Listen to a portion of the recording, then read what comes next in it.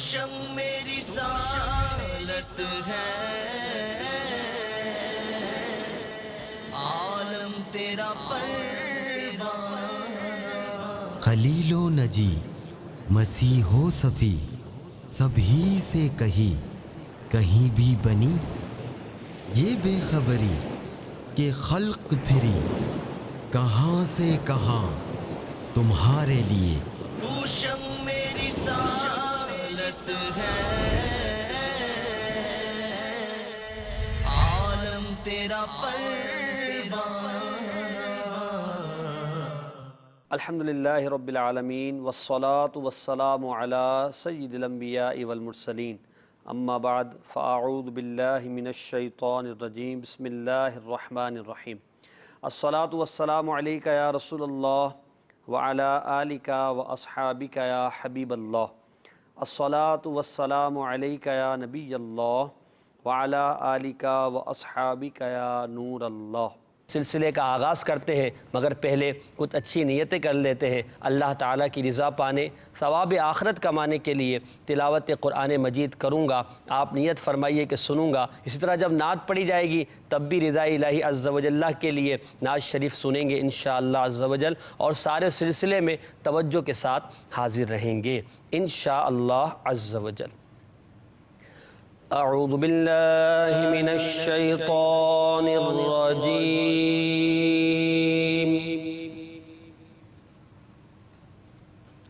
بسم اللہ الرحمن الرحیم۔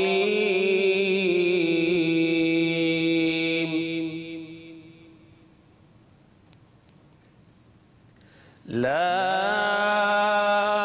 أقسم بهذا البلد وأنت حل بهذا البلد ووالد وما ولد لقد خلقنا الإنسان في كبد أيحسب أن لن يقدر عليه أحد يقول أهلكت مالا لبدا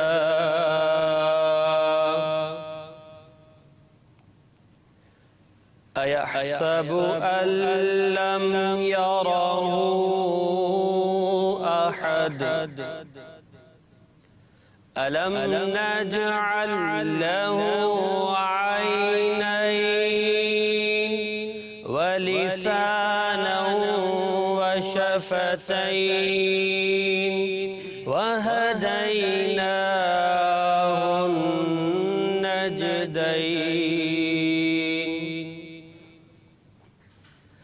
فلاقتحم العقبة وما أدراك ما العقبة فك رقبة أو إطعام في يوم ذي مسغبة يتيما ذا مقربة أو مسكينا ذا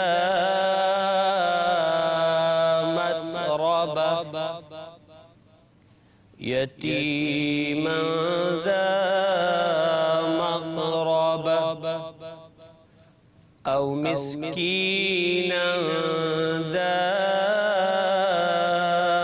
متربة آمنت بالله صدق الله العظيم۔ مدنی چینل کے ناظرین، تلاوت قرآن مجید فرقان حمید سنی، اس میں آیت مبارکہ کا جو پہلا حصہ ہے، اللہ تعالیٰ فرماتا ہے مجھے اس شہر کی قسم کہ اے محبوب تم اس شہر میں تشریف فرما ہو، اور تمہارے باپ ابراہیم کی قسم اور اس کی اولاد کی کہ تم ہو۔ ان آیات مقدسہ میں نبی کریم علیہ الصلوۃ والسلام کی شان، عظمت کا بیان کیا گیا ہے، شہر مکہ کی قسم کھائی گئی ہے۔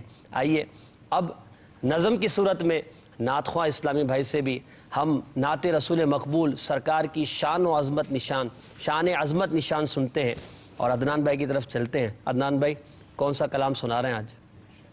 صلو الحبیب صلی اللہ تعالی علی محمد صلی اللہ علیہ وسلم۔ انشاءاللہ کلام ہے، پیش کر رہا ہوں قربان میں ان کی بخشش پر۔ ماشاءاللہ، مقصد بھی زبان پہ آیا نہیں، کیا بات۔ بن مانگے دیا اور اتنا دیا کہ دامن میں ہمارے سمایا نہیں۔ کیا بات ہے، ماشاءاللہ۔ آئیے سے قبل اچھی نیتیں کر لیتے ہیں۔ الحمدللہ رب العالمین والصلاة والسلام علی سید المرسلین۔ فرمان مصطفیٰ صلی اللہ تعالی علیہ وآلہ وسلم، نیت المؤمن خیر من عملی، یعنی مسلمان کی نیت اس کے عمل سے بہتر ہے۔ میٹھے میٹھے اسلامی بھائیوں، اچھی نیت نہ ہو تو عمل کا ثواب نہیں ملتا، اس لیے میں نیت کرتا ہوں کہ حصول ثواب کے لیے اور اللہ عز و جل کی رضا پانے کے لیے نعت شریف پڑھوں گا۔ آپ بھی اچھی اچھی نیتوں کے ساتھ شامل ہو جائیے، برکتیں حاصل ہوں گی۔ بلغ العلا بکمالہ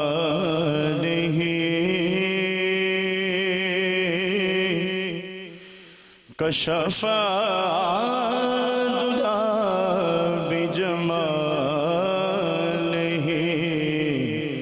حسدت جمیع خصالہ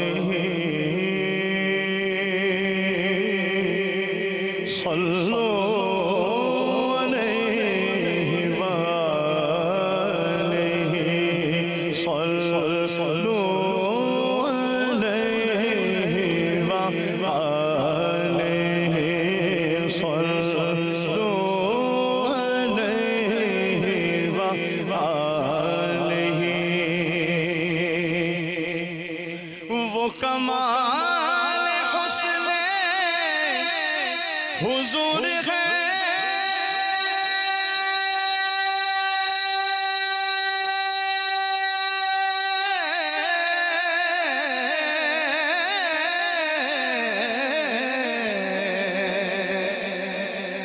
کہ گمان نفس جہاں نہیں، یہ بھوک خاک سے دور ہے، یہ بھوک خاک سے دور ہے، یہ شمع ہے کہ دعا نہیں، صلو علیہ وآلہ، صلو علیہ وآلہ۔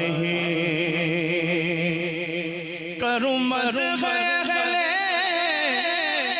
دوبل رضا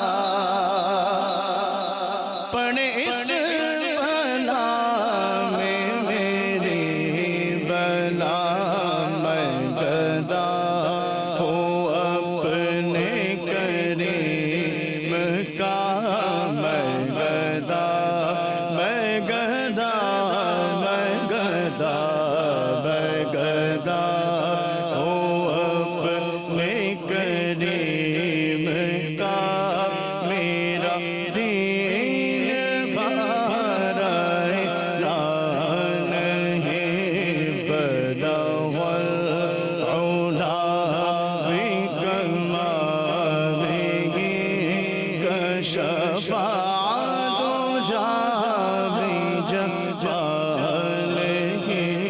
حسن جمیع خصالہ، صلو وآلہ، صلو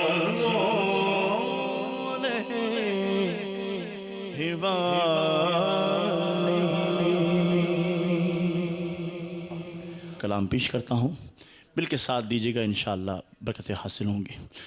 قربان میں ان کی بخشش کے مقصد بھی زبان پر آیا نہیں، قربان میں ان کی بخشش کے مقصد بھی زبان پر آیا نہیں، بل مانگ دیا اور اتنا دیا، بل مانگ دیا اور اتنا دیا، دامن میں ہمارے سمایا نہیں، قربان میں ان کی بخشش کے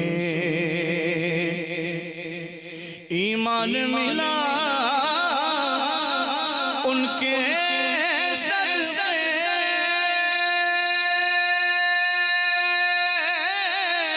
ایمان ملا ان کے صدقے، قرآن ملا ان کے صدقے، رحمان ملا ان کے صدقے، رحمان ملا ان کے صدقے، وہ کیا ہے جو ہم نے پایا نہیں، بن مانگ دیا اور اتنا دیا، بن مانگ دیا اور اتنا دیا، دامن میں ہمارے سمایا نہیں، قربان میں ان کی بخشش کے، ان کا تو شعار کریمی ہے،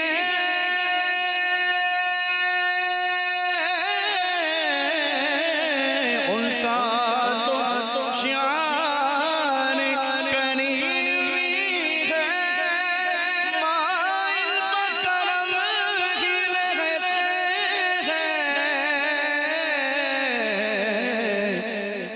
جب یاد کیا ہے صلی اللہ، جب یاد کیا ہے صلی اللہ، وہ آ ہی گئے تڑپایا نہیں، بل مانگ دیا اور اتنا دیا، بل مانگ دیا اور اتنا دیا، کہ دامن میں ہمارے سمایا نہیں، بن مانگ دیا اور اتنا دیا،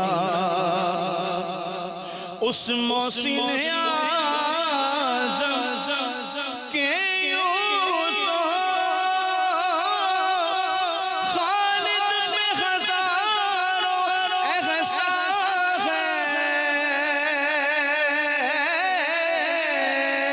اس محسن اعظم کے یوں تو خالد پہ ہزاروں احسان ہے، قربان مگر اس احسان کے، قربان مگر اس احسان کے، ایسا بھی کیا تو جتایا نہیں، قربان میں ان کی بخشش کے، مقصد بھی زبان پر آیا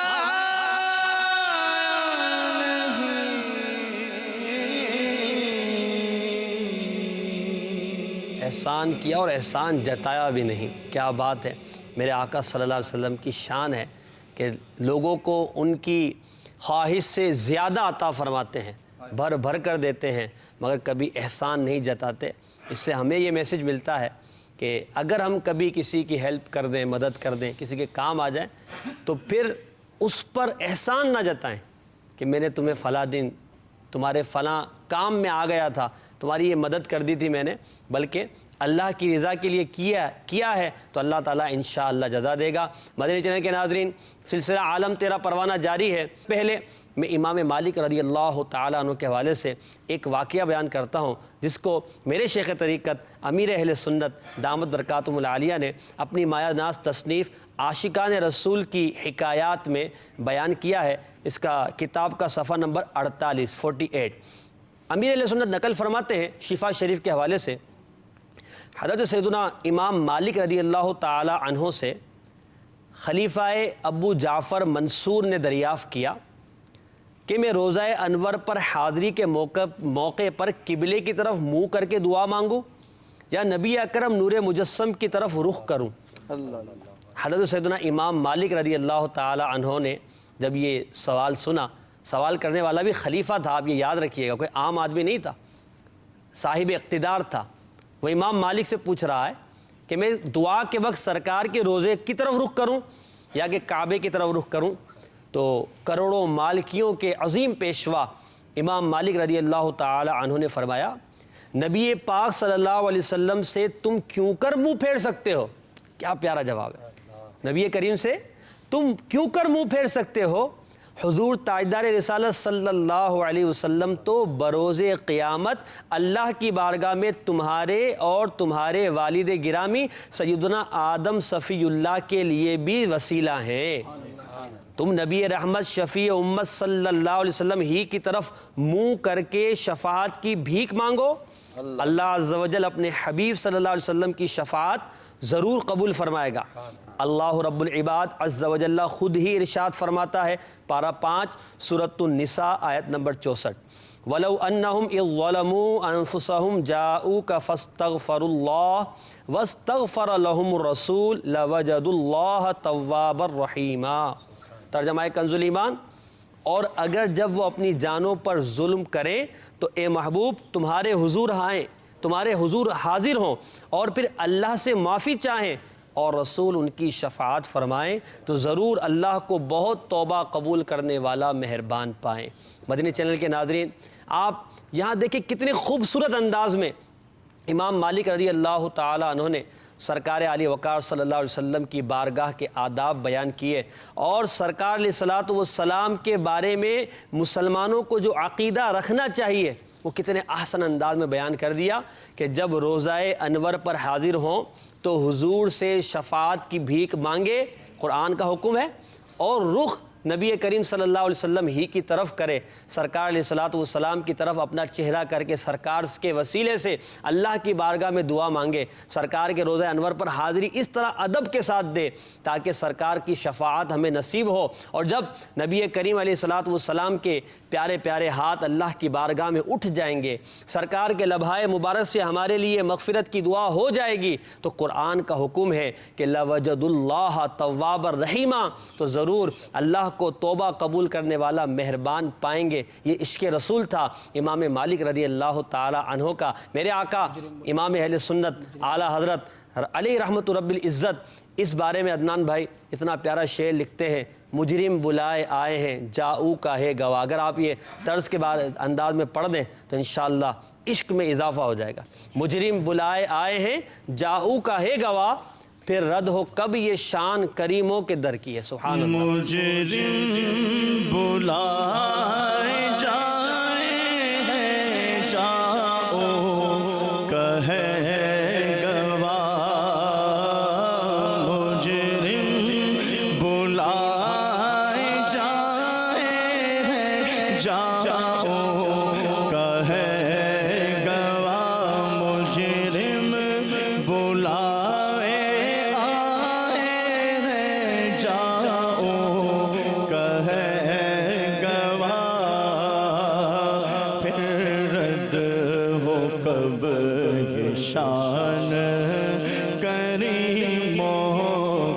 در کی ہے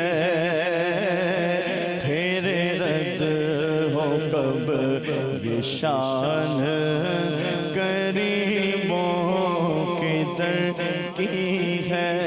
کیا بات ہے، سرکار کے در سے کبھی کوئی خالی ہاتھ نہیں جاتا۔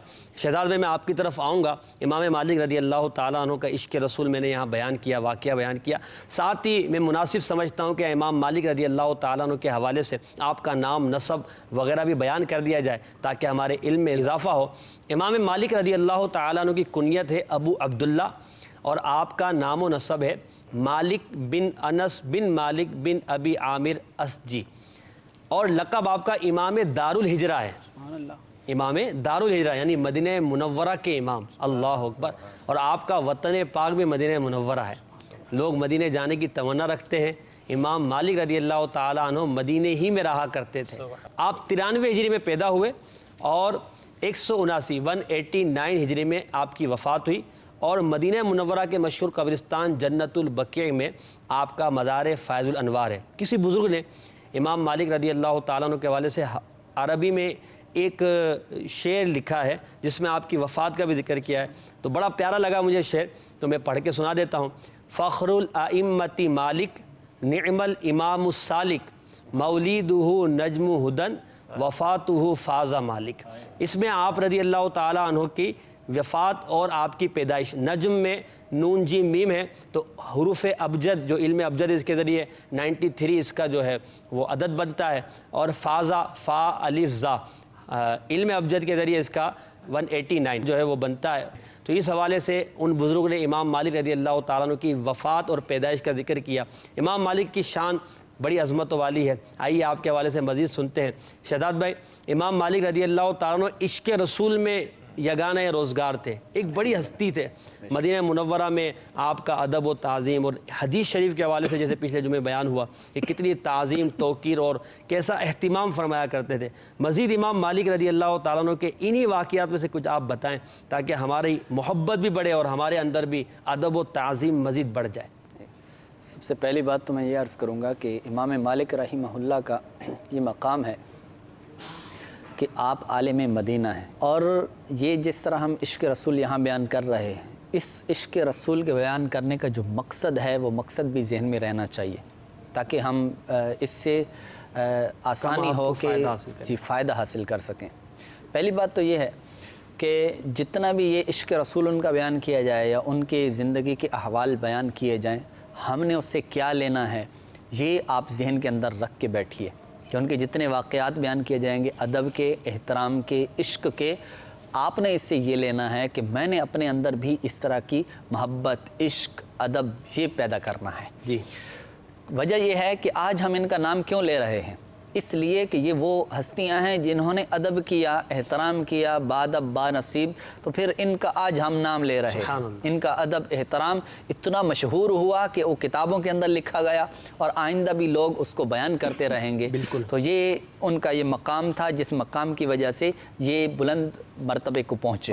پھر دوسری بات یہ ہے، یہ ادب جتنی بڑی بارگاہ کا ہوگا، ادب، احترام، محبت جتنی بڑی بارگاہ کی ہوگی اتنا ہی بندہ اوپر اٹھتا ہے۔ کیا بات ہے، کیونکہ ادب کا مطلب ہی یہ ہے، یہ جھکتا جائے، یہ جھکتا جائے، یہ جھکتا جائے۔ امام مالک رحمہ اللہ کا یہ انداز تھا کہ آپ مدینہ منورہ کی زمین پر اب چپل نہیں پہنتے تھے، اللہ اکبر، چپل نہیں پہنتے تھے۔ چلنا یہ بہت دشوار ہے کہ ایک وہ شخص کہ جو کچھ عرصے کے لیے وہاں پہ گیا، کیا بات، چند دنوں کے لیے گیا، ایک مہینے کے لیے گیا، 2 مہینوں کے لیے گیا، مختلف ایام کے لیے اگر گیا پھر بھی کچھ ہو سکتا ہے، لیکن جس نے ساری زندگی وہیں گزارنی ہے، اللہ اکبر، پھر ذہن کے اندر یہ تصور بھی نہیں کہ یہاں سے جاؤں گا۔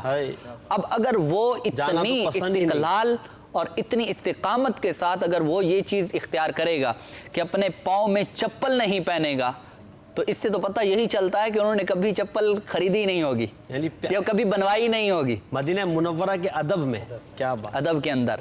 تو اب یہ ہے کہ ان کا یہ انداز کہ وہ چپل نہیں پہن رہے، اسی طرح پھر آپ کا یہ انداز کہ آپ کو حاجت ہوتی بول و براز کی، پیشاب کی، تو پھر وہ وہاں پہ نہیں رہتے تھے، اچھا، وہاں سے باہر نکل جاتے تھے، حدود مدینہ سے باہر اللہ یہ حدود مدینہ سے باہر نکل جاتے ہیں۔ اور کسی نے پوچھا تو آپ نے یہی ارشاد فرمایا اس مقدس زمین پر اس مقدس زمین پر میں یہاں پر اپنے وجود کے اس گندے حصے سے اس کو میں ناپاک کروں؟ نہیں، ایسا نہیں ہوتا۔ اللہ اعلیٰ حضرت کہتے ہیں نا، ہاں ہاں رہے مدینہ، ہاں رہے مدینہ ہے غافل ذرا تو جا، ہاں ہاں رہے مدینہ ہے غافل ذرا تو جا، او پاؤں رکھنے والے جا چشم و سر کی ہے،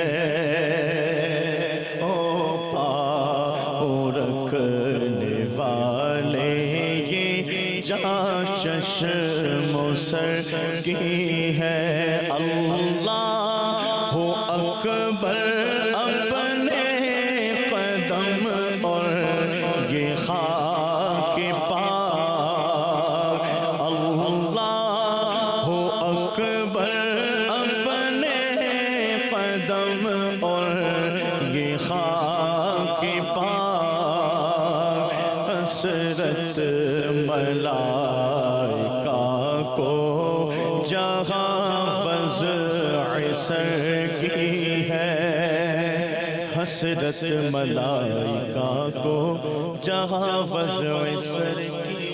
یہ عشاق کا انداز ہے، یہ عاشقوں کا انداز ہے۔ امام اہل سنت نے بالکل یوں سمجھے ان کی تڑپ کو بیان کیا، ان کی محبت اور اس ولولہ جو ان کے سینے میں رہتا تھا اس کو بیان کیا ہے۔ آپ نے فرمایا، اور واقعی یہ حق بند ہے۔ ایک ہوتا ہے نا بندہ بغیر وجہ کے چپل نہ پہنا، چلو ٹھیک ہے جی ادب ہے، لیکن نہیں، وہ واقعی ادب کا مقام ہے۔ سبحان اللہ۔ اعلیٰ فرماتے ہیں نا کہ فرمایا کہ اللہ اکبر اپنے قدم اور وہ خاک پاک جہاں محبوب پاک علیہ السلام نے اپنے پاؤں مبارک رکھے، تصور کرنا چاہیے، قدم رکھے، تو اس مقام کا انداز کیا فرمایا قرآن پاک نے، لا اقسم بہذا البلد وانت حل بہذا البلد، کہ اے محبوب علیہ السلام تیرے اس شہر مکہ کی قسم، محبوب مکہ میں ہے تو وہاں پر رب کائنات قرآن پاک کے اندر اس کی قسمیں ارشاد فرمائے۔ اب جس ہستی نے جتنا عرصہ مکہ میں گزارا، رب تعالیٰ اس کی قسمیں ارشاد فرمائے، وہی ہستی جب مدینہ منورہ آئی اور جب ساری زندگی آپ نے وہیں پر گزاری، اب پھر بتائیے کہ اس زمین کا اس کا مقام کیا ہوگا۔ تو آپ فرماتے ہیں کہ اللہ اکبر اپنے قدم، ہم نے وہاں قدم رکھے، اور وہ خاک پاک، ایسی مقدس زمین، حسرت ملائکہ کو، فرشتوں کو جہاں پر حسرت ہے وضع سر کی، سر رکھنے کی، کہ کاش ہمیں موقع مل جائے کہ ہم اپنا اس زمین پر جا کر سر رکھیں۔ حضرت کہتے ہیں حرم کی زمین اور قدم رکھ کے چلنا، حرم کی زمین اور قدم رکھ کے چلنا، ارے سر کا موقع ہے او جانے والے، ارے سر کا موقع ہے او جانے والے۔ یہ امام مالک رضی اللہ تعالیٰ عنہ کے ادب و احترام کی بات کر رہے ہیں راشد بھائی۔ یہاں انہوں نے ماشاءاللہ بیان کیا شہزاد بھائی نے کہ امام مالک رضی اللہ تعالیٰ عنہ مدینہ منورہ میں چپل نہیں پہنا کرتے تھے۔ امام مالک کی کوئی ایسی خصوصیت بھی بتائے نا جس میں آپ کی عشق و محبت میں تو ایک انفرادیت آپ کی ہے، ایک ایسی کوئی خصوصیت بتائیں کہ جس میں یعنی وہ کام سب سے پہلے امام مالک نے کیا ہو، کوئی ہے تو ارشاد فرمائیں۔ جی، ہم نبی پاک علیہ السلام کے فرامین سے ہدایت پاتے ہیں، شریعت کے مسائل جو ہیں اور قرآن کی جو اصل تفسیر ہے، نبی پاک علیہ السلام کے فرامین وہ ہم تک پہنچے مختلف ذرائع سے۔ مختلف کتابیں ہیں، بے شمار کتابیں مارکیٹ میں ملتی ہیں، لیکن فن حدیث پر باقاعدہ ایک کتاب مرتب کرنا، ٹھیک ہے، تو امام مالک رضی اللہ تعالیٰ عنہ کو یہ فضیلت حاصل ہے اور یہ شرف حاصل ہے کہ فن حدیث میں باقاعدہ کتاب مرتب کرنے والے پہلے مصنف آپ ہیں۔ ماشاءاللہ، امام مالک رضی اللہ امام مالک رضی اللہ تعالیٰ عنہ، جن کی حدیث کے مجموعے کا نام ہے معطا امام مالک۔ معطا امام مالک، اور آپ کے اخلاص کا یہ عالم تھا کہ جب آپ نے معطا امام مالک جو آپ کی تصنیف تھی اس کو مکمل فرمایا، جب آپ تصنیف سے تالیف سے فراغت پذیر ہوئے تو آپ رضی اللہ تعالیٰ عنہ نے لوگوں پر اپنا اخلاص ظاہر کرنے کے لیے، ثابت کرنے کے لیے اس کتاب کے نسخے کو پانی میں ڈال دیا۔ اچھا، پانی تو کتاب خراب ہو گئی ہوگی۔ اب صفحے کے اوپر اگر انک سے سیاہی سے روشنائی سے لکھا ہوا ہے، پانی میں ڈالیں گے تو وہ تو بالکل، تو اس وقت تو ویسے بھی وہ غالباً قط لگا کے قلم وغیرہ سے لکھا کرتے یعنی تھے، کاغذ بھی اپنی اصلی حالت میں نہیں رہے گا، اور جو اس پر کتابت ہوگی وہ بھی ساری محو محنت ضائع ہو گئی تھی ان کی۔ محو ہو جائے گی۔ لیکن وہ عاشق رسول تھے، اللہ تبارک و تعالیٰ کی ذات پر ان کو اعتماد تھا اور اپنے اخلاص کا یقین تھا۔ آپ رضی اللہ تعالیٰ عنہ نے اپنا اخلاص ثابت کرنے کے لیے اس کتاب کے نسخے کو پانی میں ڈال دیا اور ارشاد فرمایا کہ اگر ایک صفحہ بھی، ایک ورق بھی اس کا گیلا ہو گیا تو مجھے اس کی حاجت نہیں ہے۔ ہائے، اور عاشقوں کے امام نے جب اس نسخے کو پانی میں ڈالا اور نکالا تو خرق عادت، ایک آپ کی کرامت بھی اس سے ظاہر ہوتی ہے کہ پانی میں جو چیز ڈالی جائے وہ گیلی نہ ہو، یہ ہو نہیں سکتا، خراب نہ ہو، پانی کا کام ہے متغیر نہ گیلا ہو۔ کرنا۔ ہائے، لیکن آپ نے نسخہ ڈالا، جب پانی سے اس نسخے کو نکالا گیا تو ایک ورق بھی گیلا نہ تھا۔ کیا بات ہے، اور آپ کے اخلاص ہی کی برکت ہے کہ کتنی صدیاں بیت چکی ہیں، جی جی، اور بے شمار علماء نے حدیث پر کتابیں لکھی، بالکل، جن کے بعضوں کے ہمیں نام بھی نہیں پتہ، ہم تک پہنچی بھی نہیں۔ لیکن آپ کے اخلاص کی یہ برکت ہے کہ جو درس نظامی ہوتا ہے، عالم کورس کا جو مروجہ ایک کورس ہے، جی جی، مدارس میں پڑھایا جاتا ہے، جامعات میں پڑھایا جاتا ہے، اس میں چیدہ چند حدیث کی کتابیں ہیں جو داخل نصاب ہیں، ٹھیک ہے، ساری کتابیں نہیں پڑھائی جاتی۔ صحیح۔ موطا امام مالک کا ایسا اخلاص ہے کہ جب سے لکھی اس وقت سے لے کے آج تک ہزاروں سال بیت گئے، آپ کی کتاب داخل نصاب ہے اور طالب علم مدارس میں پڑھائی جاتی ہے، جی سبق کے طور پر اس کو ماشاء پڑھتے اللہ۔ ہیں۔ یوں امام مالک کا تذکرہ بھی مدارس میں آج تک جاری ہے۔ مدنی چینل کے ناظرین، آپ کی کالز کا وقت ہوا ہے، آئیے ہم مدنی چینل کے ناظرین کی کالز کی طرف چلتے ہیں اور دیکھتے ہیں کہ ناظرین ہم سے کیا کہنا چاہ رہے ہیں۔ جی پہلی کال سنائیے گا۔ عالم تیرا پروانہ میں سے یہ کلام سننا ہے، صبح و طیبہ میں ہوئی بڑھتا ہے بارہ نور۔ جی انشاءاللہ عز و جل کوشش کرتے ہیں۔ اگلی کال۔ میرا نام محمد شبیر ہے۔ ماشاءاللہ سلسلہ عالم تیرا پروانہ بہت اچھا جا رہا ہے۔ کلام دی فرمائشی کے سرکار توجہ فرمائیں، برائے مہربانی سنا دے والا، جزاک اللہ۔ انشاءاللہ عز و جل کوشش کرتے ہیں کہ آپ کو ایک کلام سنا دیا جائے۔ اگلی کال۔ سب مدینے کو گئے ہم رہ گئے کہ چند کلام سنا دیجئے، جزاک اللہ خیر۔ کہ چند اشعار انشاءاللہ کوشش کرتے ہیں۔ جی اگلی کال۔ میں قمر زمانہ تاریخ پنڈ ناخوان ٹوبہ سے بول رہا ہوں، اور میری نعت خوان اسماعیل بھائی سے گزارش ہے کہ مجھے یہ کلام سنا دے، اے خدا میرے بابا کو آباد رکھ۔ جی انشاءاللہ عز و جل یہ منقبت بھی کوشش کریں گے شامل کریں۔ اگلی کال۔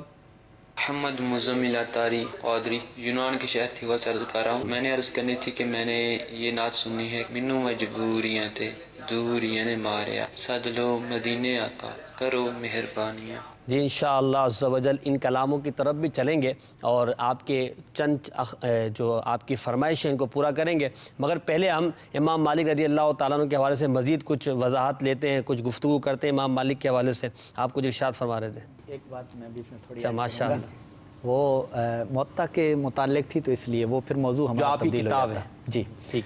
موطا امام مالک جو مشہور کتاب ہے، یہ امام بخاری رحمۃ اللہ علیہ کی صحیح بخاری جو ہے یہ اس سے پہلے کی لکھی گئی۔ ٹھیک ہے۔ موطا امام مالک اس سے پہلے امام مالک ہے بھی تو ان سے پہلے دور کے نا؟ جی 93 ہجری میں پیدا جی۔ ہوئے۔ پھر دوسری بات یہ ہے کہ آپ کی یہ فضیلت تھی کہ جب آپ نے یہ کتاب لکھی تو قرآن پاک کے بعد مستند ترین کتاب، اور وہ بھی اس اعتبار سے اپنا اسماء الرجال کے اعتبار سے سب سے زیادہ جو معتبر سمجھی جاتی تھی وہ یہ کتاب سمجھی جاتی اسماء الرجال مانے روایت کے اعتبار سے جی، جو راوی ہوتے ہیں، جو ایک روایت دوسرے کو بیان کرنا، دوسرا تیسرے کو، صحیح ترین کتاب یہ تھی۔ اس اعتبار سے جو کتاب بیان کی جاتی تھی وہ یہ موطا امام مالک۔ ماشاءاللہ جی ماشاءاللہ ماشاءاللہ، یہ اچھی وضاحت انہوں نے کیا فرمائی۔ یہ بھی ان کی خصوصیت، عاشقوں کی تو خصوصیات ہی ہوتی سبحان اللہ۔ لیکن امام مالک جو ہیں، میں عرض کرتا ہوں یہ خصوصیات کے جامع تھے۔ ماشاءاللہ۔ آج میں کوشش کروں گا کہ امام مالک کا مختصر انداز میں آپ کی خصوصیات بیان کروں اور یہ بات عرض کروں کہ آپ کی تنہا ذات جو ہے بہت ساری فضیلتوں کی جامع ہے۔ الحمدللہ۔ امام مالک کو اگر دیکھا جائے تو وہ تبع تابعی ہیں۔ تبا تابعی، تبع تابعی کسے کہتے ہیں؟ شاید یہ مدنی چینل کے ناظرین کے لیے نئی بعض اصطلاح ہو، ناظرین کے لیے نیا، بعض کے لیے نہیں ہو۔ تو وہ خوش نصیب مسلمان جو نبی پاک علیہ السلام کی صحبت اٹھائے، آپ کا دیدار سے مشرف ہو اور ایمان پر خاتمہ ہو، اسے کہتے ہیں صحابی۔ ٹھیک ہے۔ اور وہ خوش نصیب مسلمان جو ایمان کی حالت میں حضور کے صحابی کی زیارت کرے اور ایمان ہی پر اس کا خاتمہ ہو، اسے کہتے ہیں تابعی، جیسے امام اعظم ابو حنیفہ رضی اللہ تعالیٰ عنہ۔ اور وہ خوش نصیب مسلمان کہ جو حضور کے صحابی کو دیکھنے والے تابعی کو دیکھے اور اس کا ایمان پر خاتمہ ہو، اسے کہتے ہیں تبع تابعی۔ یہاں مجھے یہ بات کہنا میں مجبور ہو رہا ہوں کہ یہ دیکھیں سرکار سے نسبت رکھنے والی شے، پھر اس کے بعد اس کی کتنی برکت ہے کہ اس کی بھی فضیلت بیان کی جا رہی ہے کہ وہ حضور سے نسبت چونکہ اس کو ہے۔ ترمذی شریف کی حدیث پاک ہے، نبی پاک علیہ الصلوۃ والسلام ارشاد فرماتے ہیں لا تمس النار مسلما رآنی او رآ من رآنی او کما قال، کہ جس آنکھ نے مجھے دیکھا اسے جہنم کی آگ نہیں چھوئے گی، ماشاءاللہ، اور جس نے اس آنکھ کو دیکھا جس نے میری زیارت کی اسے بھی جہنم کی آگ نہیں چھوئے گی۔ تو امام مالک تبع تابعی ہیں۔ اسی طرح آپ علم حدیث یا جو بھی علوم ہیں وہ سیکھنے میں امام اعظم ابو حنیفہ کے شاگرد ہیں۔ ماشاءاللہ، امام اعظم جو ہیں امام مالک کے استاذ، امام مالک جو ہیں وہ امام شافعی کے استاد، اور امام شافعی جو ہیں وہ امام احمد بن حنبل کے استاذ۔ تو اس طرح امام مالک کو تینوں ائمہ سے بھی نسبت حاصل ہے۔ اسی طرح احادیث کا اگر آپ مطالعہ کریں تو جو حدیث کی خدمت کرتے ہیں، الفاظ حدیث کی خدمت کرتے ہیں، جس کو محدث کہا جاتا ہے، اس کی فضیلتیں وارد ہیں، بڑی احادیث ہیں اس کی۔ اور احادیث کے الفاظ کی جو معانی ہیں، معانی و مطالب کی جو خدمت کرتا ہے، اسے کہتے ہیں فقیہ، صحیح، عالم کہتے ہیں۔ اس کی بھی فضیلتیں، فقیہ کی بھی حدیث میں فضیلتیں بیان کی گئی۔ اسی طرح جو مدینہ شہر میں رہنے والے ہیں ساکنین مدینہ، ان کی فضیلت میں بھی حضور کے ارشادات موجود ہیں۔ ماشاءاللہ، اسی طرح مدینہ شہر میں موت پانے والے، وفات پانے والوں کی بھی فضیلت حدیث میں موجود۔ جنت البقیع میں مدفن ہونے والے خوش نصیبوں کی بھی فضیلت احادیث میں موجود۔ کیا بات ہے۔ تو اگر ان تمام احادیث کو دیکھا جائے تو امام مالک کی تنہا ذات جو ہے ان تمام احادیث کا جو ہے وہ مورد بنتی ہے۔ ماشاءاللہ، کہ اگر جنت البقیع میں مدفن والی فضیلت دیکھی جائے تو وہ آپ کو حاصل، شہر مدینہ میں رہنے والی فضیلت دیکھی جائے تو اس حدیث کی فضیلت آپ کو حاصل، فقیہ فقہاء علماء کی حدیثیں دیکھی جائیں جس میں ان کے فضائل ہیں، ان تمام فضائل کے جامع امام مالک۔ محدثین کی فضیلت میں جو حدیثیں ہیں اس کے مصداق امام مالک۔ امام مالک کی تنہا ذات جو ہے بہت ساری فضیلتوں کی جامع اور بہت ساری احادیث سے آپ کی فضیلت ثابت۔ ماشاءاللہ، امام مالک رضی اللہ تعالیٰ عنہ کی کتنے جامع انداز میں ہمارے مبلغ نے صفات کو بیان کیا، خصوصیات کو بیان کیا۔ مدنی چینل کے ناظرین، جو سرکار علیہ الصلوۃ والسلام کے در پر اپنے آپ کو جھکا لیتے ہیں، جو سرکار کے قدموں میں گر جاتے ہیں، نبی کریم علیہ الصلوۃ والسلام اللہ کی رحمت سے وہ اتنی بلندی پاتے ہیں سرکار کے قدموں میں جھکنے کی برکت سے کہ رہتی دنیا تک ان کا چرچا ہوتا ہے۔ کیا بات، کوئی گرائے گا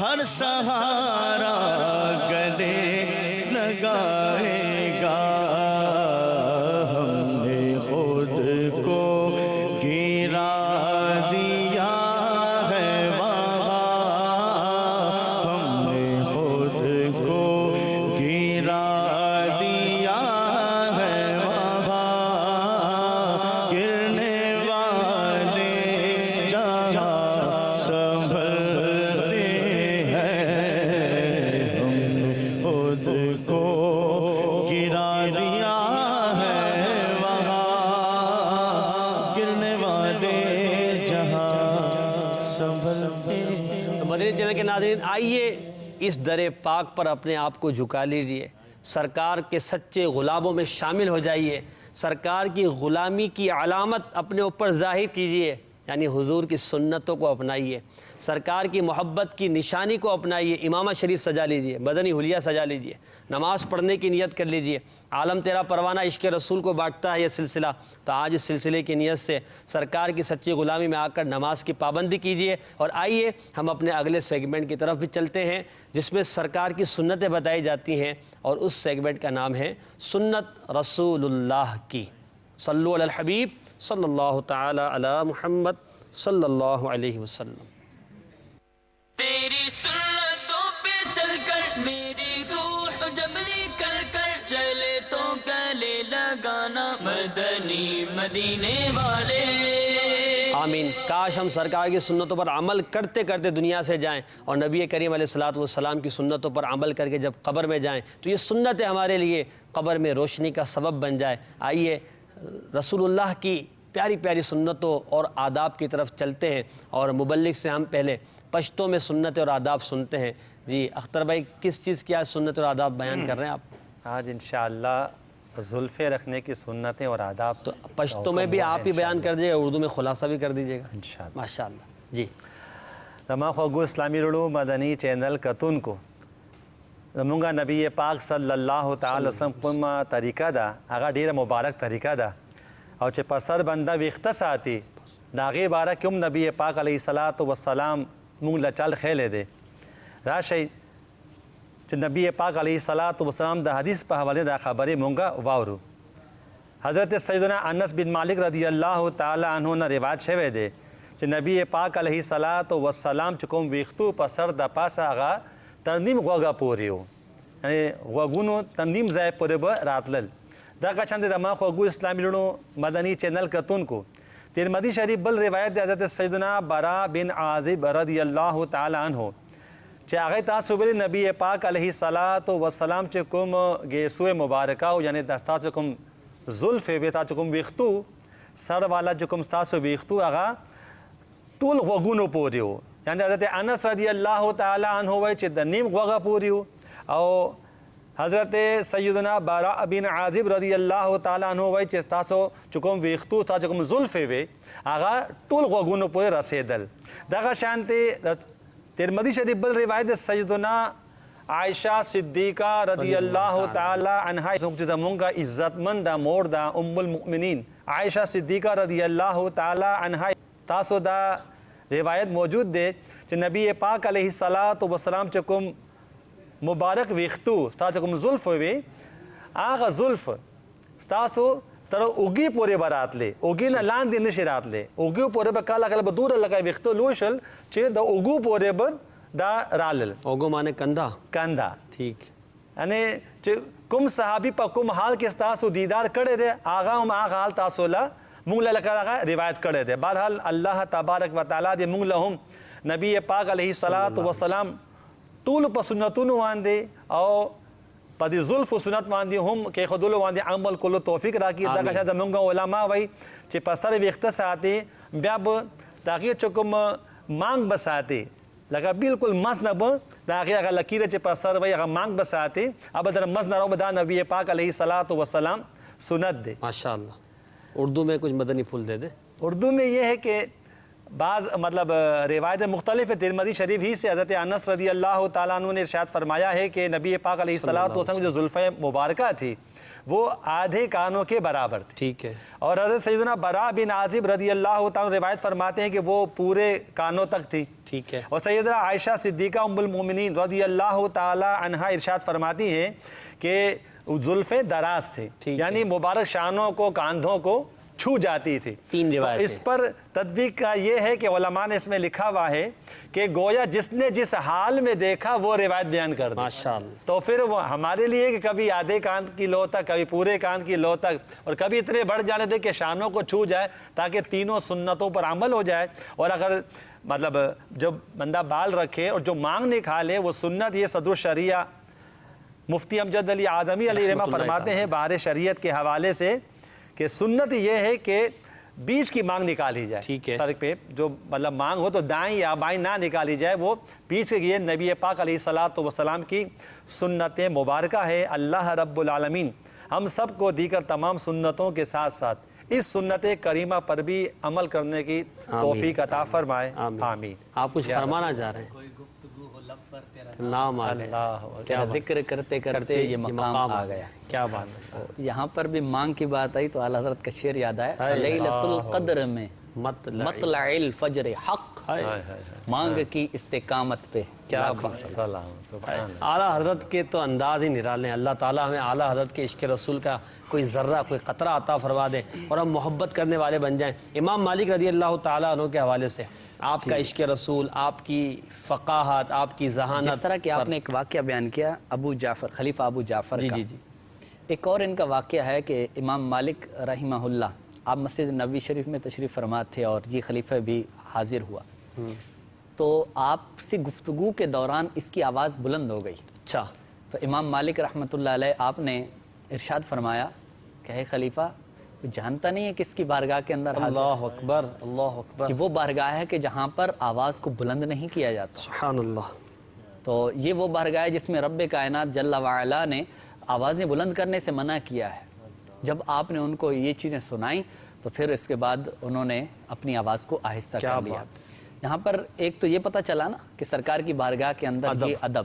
اچھا، دوسری بات یہ پتہ چلی کہ امام مالک رحمۃ اللہ علیہ آپ اس آیہ کریمہ کا یہ معنی بیان کرتے تھے، گویا کہ یہ معنی بیان کرتے تھے کہ نبی کریم علیہ الصلوۃ والسلام کی چاہے حیات ہو چاہے اس دنیا سے جانے کے بعد بھی اگر کوئی اس بارگاہ کے اندر کھڑا ہو تو وہ اپنی اگر آواز کو بلند کرے تو یہ اس آیہ کریمہ کے تحت داخل ہو جائے گا کہ یا ایھا الذین آمنوا لا ترفعوا اصواتکم فوق صوت النبی.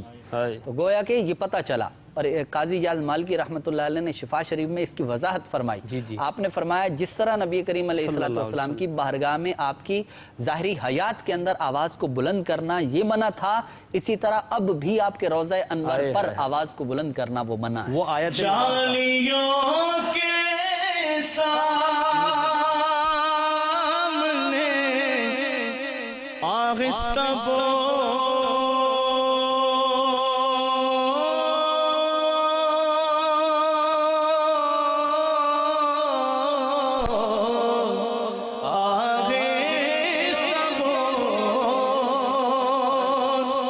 جالیوں کے سامنے آہستہ بول، ہوگا سب کچھ رائے گا، آہستہ چل،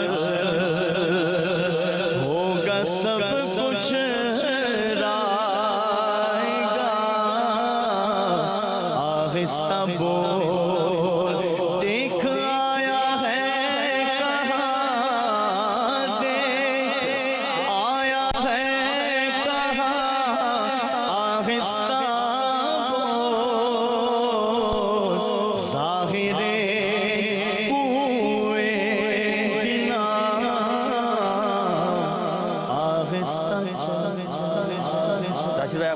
چاہ رہے تھے.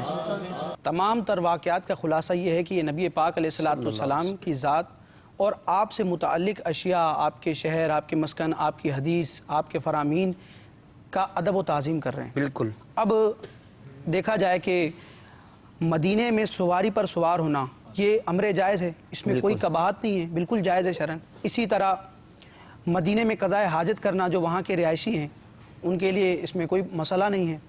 یعنی بعض وہ کام ہیں جن سے شریعت نے منع نہیں کیا لیکن امام مالک نے اپنے آپ کو پابند کیا اور ان کاموں سے بچ کے رہے. تو اب ذہن میں سوال ہو سکتا ہے کیا امام مالک نے یہ حدیث پڑھی تھی کہ مدینے میں جو ہے وہ سواری پر سوار نہیں ہونا، مدینے میں چپل نہیں پہننی، یا یہ سارے ادب و تعظیم کے معاملات ہیں انہیں نہیں کرنا؟ کیا دلیل تھی امام مالک کے پاس؟ شیطان وسوسہ دلا سکتا ہے.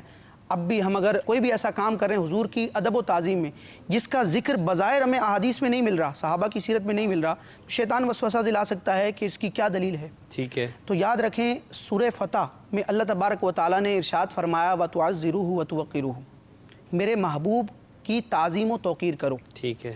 اور اصول فقہ کا، اصول تفسیر کا یہ متفقہ قاعدہ ہے کہ المطلق یجری علی اطلاق ہی، مطلق اپنے اطلاق پر جاری ہوتا ہے، مطلق اپنے اطلاق پر جاری ہوتا ہے. اللہ تعالیٰ نے فرمایا میرے محبوب کی تعظیم اور توقیر کرو. یہاں نہ کسی وقت کی قید ہے، نہ کسی انداز کی قید ہے، نہ کسی طریقے کی قید ہے. تو علماء یہی فرماتے ہیں، اعلیٰ حضرت نے بھی اپنے رسالے نہج السلامہ فی حکم تقبیل الابہام فی الاقامہ، یعنی اقامت میں نبی پاک علیہ السلام کے نام نامی پر انگوٹھے چومنے کے مستحب اور جائز ہونے پر اعلیٰ حضرت کا یہ رسالہ ہے، کتاب ہے نہج السلامہ. اس میں اعلیٰ حضرت نے اس آیت مبارکہ کو تحریر فرمانے کے بعد یہ ارشاد فرمایا کہ اللہ تعالیٰ نے اپنے محبوب کی تعظیم و توقیر کا مطلق حکم دیا ہے، لہٰذا ہر وہ ادب و تعظیم کا معاملہ کرنا شرعاً جائز ہے. اس آیت کے تحت آتا ہے کہ جس سے شریعت نے منع نہیں کیا. اب تعظیم کے بہت سے طریقے ہیں. پچھلی امتوں میں دیکھا جائے جو قرآن پاک میں بھی ذکر ملتا ہے کہ تعظیم کا ایک طریقہ یہ تھا کہ سجدہ کیا جائے. جس طرح آدم علیہ السلام کو فرشتوں نے سجدہ کیا، وہ عبادت والا معاذ اللہ نہیں تھا، خدا سمجھ کے نہیں کیا بلکہ تعظیماً سجدہ کیا. اسی طرح یوسف علیہ السلام کے بھائیوں نے آپ کو سجدہ تعظیمی کیا. تو تعظیم کا ایک طریقہ یہ تھا کہ سجدہ کرنا. ایک یہ ہے کہ قیام کرنا، کھڑے ہونا، ہاتھ باندھنا وغیرہ وغیرہ۔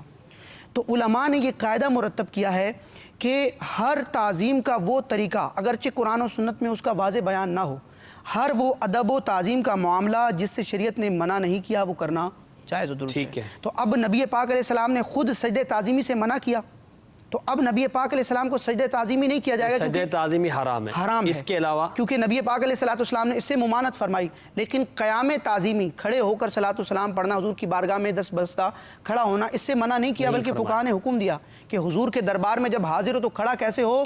یقیفو کما یقیفو فی الصلاۃ، ماشاءاللہ اس طرح کھڑا ہو جس طرح نماز میں کھڑا ہوتا ہے۔ سبحان اللہ، تو سبحان اللہ۔ ہم اگر آج نبی پاک علیہ السلام کے انگوٹھے چوم رہے ہیں، یا امام مالک جو عشق کی ادائیں تھی، تعظیم کے معاملات تھے، اس پر ہمیں دلیل نہ بھی ہو تو یہ قرآن پاک کی آیت ہماری سب سے بڑی دلیل ہے۔ امام مالک رضی اللہ تعالیٰ عنہ کی شان عظمت نشان بیان کی گئی، آپ کا عشق رسول بیان کیا گیا۔ اختر بھائی آپ کچھ کہنا چاہ رہے تھے امام مالک رضی اللہ عنہ کے حوالے سے؟ مالک کے بارے میں کہ الحمدللہ کہ مدینے سے محبت کا عالم یہ ہے کہ جب جب ان کے جس وصف کا مطلب تذکرہ کیا جائے گا امام مالک رضی اللہ تعالیٰ عنہ کا، تو ساتھ ہی لفظ مدینہ خود بخود چلا آ رہا ہے۔ کیا بات ہے، امام دار الہجرہ ہے نا، کہ ان کے القابات کہ مولود مدینہ امام مالک، عالم مدینہ امام مالک، عاشق مدینہ امام مالک، مؤدب مدینہ امام مالک، یعنی کتنا الفاظ کا حد یہ ہے کہ جب مدفون مدینہ امام مالک، مزار مدینہ امام مالک، ہر جگہ ان کا ماشاءاللہ مدینہ کے ساتھ وابستگی کا یہ عالم ہے کہ گویا لازم و ملزوم ہو گیا کہ ان کا تذکرہ مدینے سے اور مدینے کے ساتھ ان کا تذکرہ کر لیا۔ کیا بات ہے، اور یہ مدینہ کا تذکرہ ہمیں امیر اہل سنت دامت برکاتہم عالیہ نے بھی عطا فرمایا کہ ہم جب چاہیں، جب بھی کوئی ذکر کریں تو مدینہ کا تذکرہ ضرور کریں، دعوت اسلامی کے مدنی کام کرتے رہیں تو بھی مدنی لگتا ہے کہ مدنی کام کریں، قافلے میں جاتے ہیں تو مدنی قافلہ ہوتا ہے، مدنی انعامات پر عمل کریں، جامعات المدینہ علمی ادارہ مدرسہ المدینہ، اس طرح مدینہ سے محبت دعوت اسلامی پلا رہی ہے، بانٹ رہی ہے۔ آپ دعوت اسلامی کے ماحول سے وابستہ ہو جائیں۔ سلسلہ عالم تیرا پروانہ کا وقت ختم ہو گیا ہے۔ صلو علی الحبیب صلی اللہ تعالی علی محمد۔ اوشم میری سالس ہے، عالم تیرا پروانہ، خلیل و نجی مسیح و صفی سبھی سے کہیں بھی بنی یہ بے خبری کہ خلق پھری کہاں سے کہاں تمہارے لیے۔